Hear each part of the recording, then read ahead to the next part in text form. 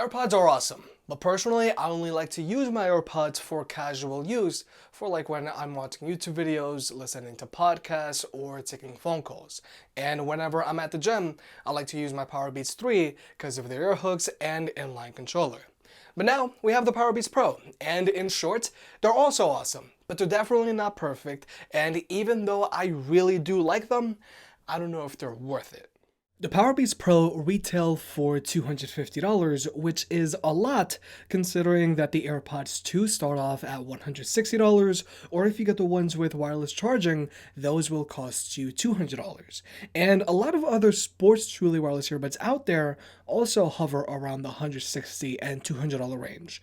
Now, even though the Powerbeats 3 also have a retail price of $200, you can easily find them on sale for like $130, if not less. So what I'm getting at here is that the Powerbeats Pro going for $250 is a lot. But if you want to pick up any of the earbuds mentioned in this video, those will be linked down below. Now, the first thing that I thought when I first got my Powerbeats Pro was, wow, this carrying case is huge. But you know what? I really can't blame them because that's the sacrifice you make if you really want to have those ear hooks. But compared to a lot of other charging cases out there, the Powerbeats Pros is one of the biggest. Now, personally, when I first got my Powerbeats Pro, I also assumed that they would have wireless charging, given that the case is so big, and that's kind of one of the biggest new features on the AirPods 2. But no, the Powerbeats Pro's charging case does not support wireless charging. Personally, I don't mind it because this case charges via the Lightning port on the back, so if you're an iPhone user, you can charge your phone and Powerbeats Pro with the same cable, just like with AirPods. And just like AirPods, the Powerbeats Pro have a total of 24 hours of playback time, which is above average for truly wireless earbuds. But unlike AirPods, which can only go for 5 straight hours on a single charge, the Powerbeats Pro can go for 9 straight hours on a single charge. Now, this could be a big deal for, let's say, a marathon runner looking into getting these earbuds, because most other truly wireless earbuds can only go for about 3 to 5 hours on a single charge. But again, you got to take into consideration the Powerbeats Pro do have a leg up just because they're so big. And honestly, I do find that a 9-hour battery life on the Powerbeats Pros by themselves is rather impressive because the wired Powerbeats 3 have a total battery life of 12 hours. And the Powerbeats Pro also have improved fast charging, where if you drop them into their case from a dead battery for 5 minutes, they're going to get you an hour and a half of playback time, whereas the Powerbeats 3 are rated at 5 minutes, gets you 1 hour. So definitely, Apple has outdone themselves when it comes to battery life on the Powerbeats Pro. Now, when it comes to Bluetooth connectivity, the Powerbeats Pro are using the same H1 chip as the AirPods 2, which means you're going to be getting super easy pairing right out of the box, and you're going to be able to switch between all of your Apple devices associated to your iCloud account. You know, they're both great things. But more importantly, you're going to be getting the same great performance as the AirPods 2, which means you're going to be getting a super stable Bluetooth connection that actually goes surprisingly far, and you're also going to get zero latency whenever you're watching videos on your iPhone. And you know, it's important to keep this in mind because a lot of other truly wireless earbuds out there still struggle with having a stable Bluetooth connection, especially those that are still using a master and slave setup. And even if you use your Powerbeats Pro with an Android device, in my case the Pixel 3a, you're still going to be getting the same great Bluetooth performance as you would with an iPhone. So you're still going to be getting a super stable Bluetooth connection, and you're also still going to get zero latency whenever you're watching videos on your phone. And if you're somebody that likes to use one earbud at a time, you can still freely choose either of the earbuds and not have to worry about selecting the correct earbud, which is something you do have to keep in mind whenever you're using a pair of truly wireless earbuds that are using a master and slave setup. But for my super nerdy Android users, the Powerbeats Pro are still going to be using the AAC codec instead of using one of the aptX codecs. Now, when it comes to fit, even if you have freakishly asymmetrical ear canals like I do, the Powerbeats Pro are pretty much guaranteed to fit you and stay in place no matter what, thanks to their ear hooks. No matter what type of physical activity you're doing, the Powerbeats Pro are, for the most part, will always stay in place. And just as long as you're using the proper silicone ear tips that fit you best, these earbuds are going to block out a lot of ambient noise. But it's also imperative that you use the proper ear tips on the Powerbeats Pro, because it's definitely going to affect how they sound. As long as you're using the right ear tips for you, you're going to notice the Powerbeats Pro sound fairly decent. They still do have a lot of bass, which is what you would expect from a Beats product, but I did notice the mids and highs on the Powerbeats Pro were more prominent than on the Powerbeats 3 or AirPods. So in short, I think the Powerbeats Pro sound decent enough for workout earbuds, and they get decently loud as well. But one of the things that I like most about the Powerbeats Pro is that they have full media controls on both earbuds. One of the reasons why I still prefer to use wired Bluetooth earbuds at the gym, like the Powerbeats 3, was because of their inline controller. With an inline controller, you have full control over your music playback, and it's super easy to use. So this means you don't have to reach for your phone as often whenever you're working out.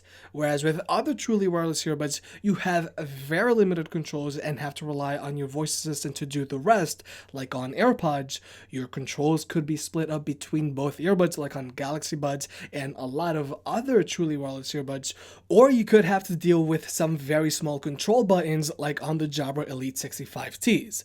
Now, technically, the control buttons on the Jabra Elite 65Ts give you full media controls and are fairly easy to use. But objectively, the control buttons on the Powerbeats Pro are even easier.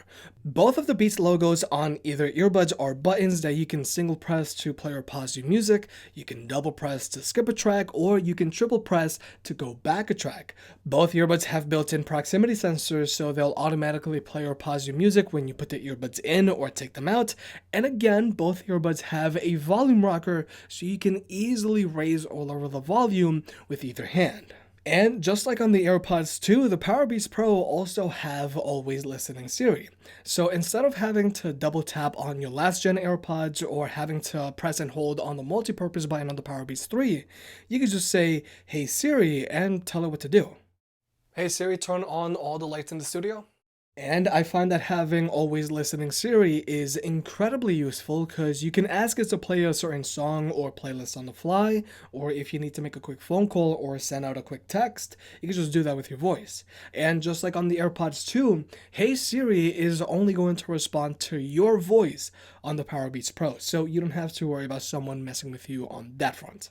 And when it comes to the microphone on the Powerbeats Pro, again, it's very good. But for comparison, here's a sample of the microphone on the AirPods 2. But still, the microphone on the Powerbeats Pro is more than decent enough to take short phone calls with. But one of the things that at this point just baffles me about Apple's truly wireless earbuds offering is that neither the AirPods 2 or the sports-oriented Powerbeats Pro have an ambient mode. The majority of new truly wireless earbuds these days have an ambient mode, where they'll pump in the surrounding sound around you so you can still be aware of your environment when you're listening to your music. Since I work out at a commercial gym, not having an ambient mode on my Powerbeats Pro isn't a huge deal because honestly, I just want to block out the same 5 pop songs that are constantly playing on repeat. But I feel not having an ambient mode on the Powerbeats Pro could be a huge deal for an outdoors runner or cyclist because they're still going to want to be able to hear for oncoming traffic. And again, I don't get why the Powerbeats Pro don't have an ambient mode when the majority of other sports-oriented truly wireless earbuds have it, and from the looks of it, the Powerbeats Pro already have the necessary hardware. But besides the lack of an ambient mode on the Powerbeats Pro, there aren't any glaring issues to point out on these earbuds. The only gripe I have with the Powerbeats Pro is the size of their case, but like I mentioned earlier, that's a sacrifice you make if you really want to have truly wireless earbuds with ear hooks. But performance-wise, the Powerbeats Pro have an above-average battery life. They have a very stable Bluetooth connection with a zero latency for whenever you're watching videos on your phone on both Apple and Android devices, and they also sound decent enough for workout earbuds. But the thing I like most about the Powerbeats Pro is that no matter how intense your workout gets, they're never going to fall out or shift around, and I really do like having super easy to use full media controls on both earbuds, and having always listening Siri is just the cherry on top. But like I mentioned at the beginning of this video, are they really worth it at $250? Personally, for me, no, they're not, but maybe for you they are. When I went from my Powerbeats 3 to my Powerbeats Pro, the only difference I noticed between the two were their slightly different sound signatures. But honestly, it made no difference to me when it came to having a wire connecting my Powerbeats or not. And given with the fact that you can find the Powerbeats 3 for half the price of the Powerbeats Pro, it's kind of hard to justify getting the Powerbeats Pro in my mind. And personally, I wouldn't directly compare the AirPods 2 to the Powerbeats Pro. One's for casual use and the other one's sports oriented. If you're looking into getting Powerbeats and if you're on the fence of spending all that money on the Powerbeats Pro, then get yourself the Powerbeats 3. They're still perfectly fine and you're not missing out on much. If you're looking into getting a pair of bulletproof wireless earbuds to use on a day-to-day basis, if you're an iPhone user, get yourself the AirPods. If you're a Galaxy user, get yourself the Galaxy Buds. Or if you use another Android device, you might want to trade up for the Jabra Elite 65Ts if you plan on watching a lot of videos like I do. But if you're dead set on getting the Powerbeats Pro, by all means, go ahead. Besides that having an ambient mode, the Powerbeats Pro are one of the best sports truly wireless earbuds out there. And I have no doubt in my mind that you're really going to enjoy them. But for me, I just find it hard to justify getting them. But again, keep in mind, I'm the type of guy that has a pair of AirPods for outside of the gym and a pair of Powerbeats for inside the gym. If you made it this far, I guess you enjoyed the video, so hit that like button and get subscribed. It helps out more than you realize. If you want to pick any of the products up mentioned in this video, those will be linked in the description down below, and you can also support the channel by checking out the merch store. But other than that, I'll catch you next time.